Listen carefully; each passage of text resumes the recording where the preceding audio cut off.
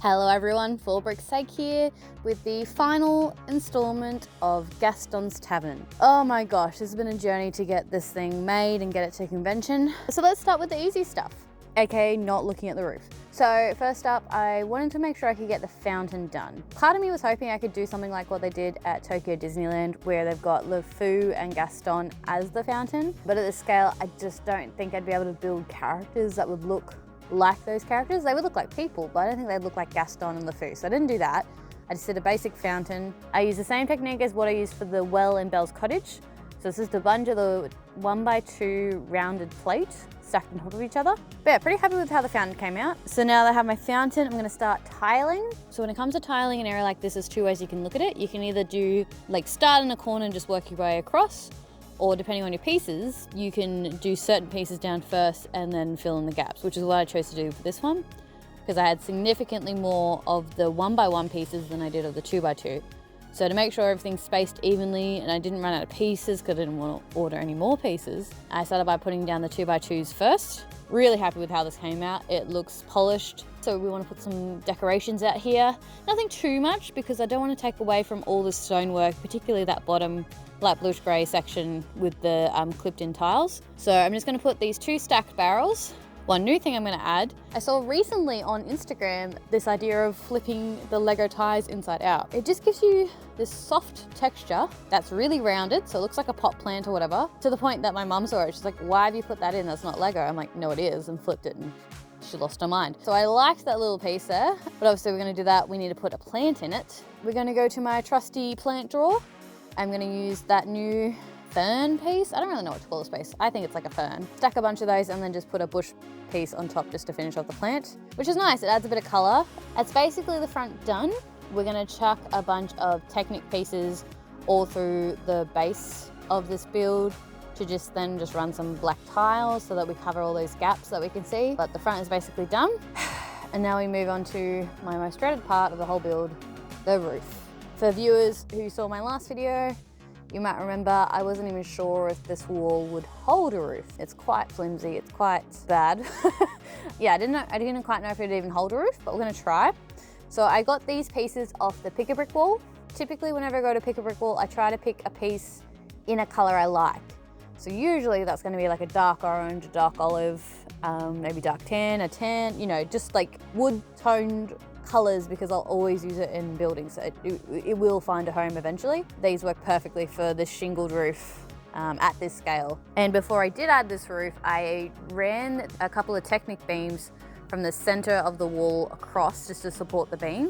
Fun story, by the time I got everything on, the math was out, so they weren't actually really doing anything. They were just more like an emergency. They weren't actually holding any of the weight of the beam at all. So after the convention, if I've got time to fix it, that might be something I look at redesigning and figuring out how to actually make it so it supports it. By the time I realized I would have to take everything out to get rid of them, so I've just left them for aesthetics, but I did try thinking that, it just didn't work.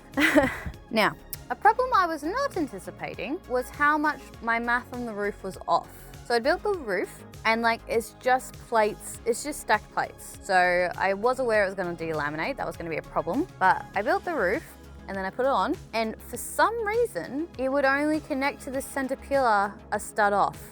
So I have this like naked stud on the edge that it should connect to, but for whatever, it just would not stud. And I still to this day don't quite know why. I didn't actually even realize the full impact of it until I checked the back of the pillar that's supporting it, and the bricks are starting to pull forward in trying to snap into the bricks. So I really don't know how this math has just gone so off. And then I kind of figured that somewhere in this beam that is connecting the chimney to the bar is a plate, or maybe two plates off. It's the wrong height. So that's going on an angle and it's pulling everything just slightly out of whack. But as much as all of that's disconnected, the roof is supported. It is actually quite locked in. It doesn't look like it's gonna delaminate. I was in a bit of a pickle. Like, do I fix this or do I just leave it because it's working and we don't mess with the Lego math and anger the Lego gods? But in the end, I figured I had enough time to try fix it, and if not, I can put it back. So I tore everything apart and tried to get the post to line up. And when I put the roof back on, it's somehow less stable now that everything's even than when it wasn't even. The roof is now delaminating constantly. So yeah, that's problematic. Something to work out. But all that aside, I finished it. I finished it in time. We got it down to Brisbane, carpooled it very carefully. We took great care transporting it down and make sure it was all safe, set it all up at the convention, and it was great. Big shout out to BBX and my local Brisbane Lego group. Everyone at the convention was so lovely again. Actually, a lot of them remembered Belle's Cottage from the first one and came and had a chat with me. You really made the experience really special and really unique. Yeah, I loved it. I loved building this as much as it gave me some headaches and there was some Lego math. I feel like I learnt a lot, particularly about lighting and how to do that better. But I'm just so happy with this end result. It looks exactly how I would hope it would turn out, and it has. And like, if I was to pick a favorite part, as much as I love everything, the piece that sells it to me is Gaston's chair. I feel like this could be a tavern anywhere, but by having this chair, looks to me pretty close to what Gaston's chair looked like in the movie. Like, that's my favorite part of the build. So the golden question, how much did this mock actually cost me? So first up, I tried to calculate exactly how many of each piece I need, so I would save on shipping from Bricklink. But my math was horrible and I had to do several orders, but let's go through. So first Bricklink order was $240 for about 2,500 pieces. Second Bricklink order was about 100 for about 1,300 pieces. Then I did a big Lego order, so that was about 319 for weirdly exactly 2,000 pieces. So that was my first lot of orders, and then I started to run out of pieces and realized I didn't even order pieces. So I had a third Bricklink order for about 330, and that was about 4,600 pieces.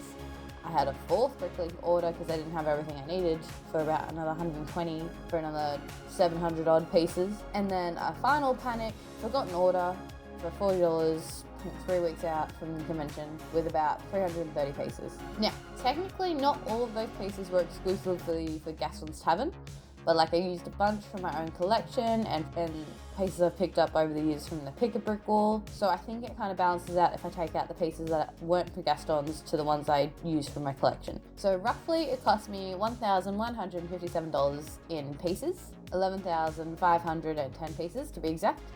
Now because I stuffed up and had to make 3 Bricklink orders, I paid about $108 in shipping, which sounds a lot, but the price per piece was still 10 cents. Because like if I compare it to my Lego Direct order, that was 15 cents per piece. So all the Bricklink orders brought everything down. I just would have saved more if I had ordered more in my initial Bricklink orders. I also spent about $250 on light kits and power banks for Gaston's Tavern. Granted, I ordered the lights from Game of Bricks and they don't do like individual parts, like you don't just buy one light piece and just get like 6 of them.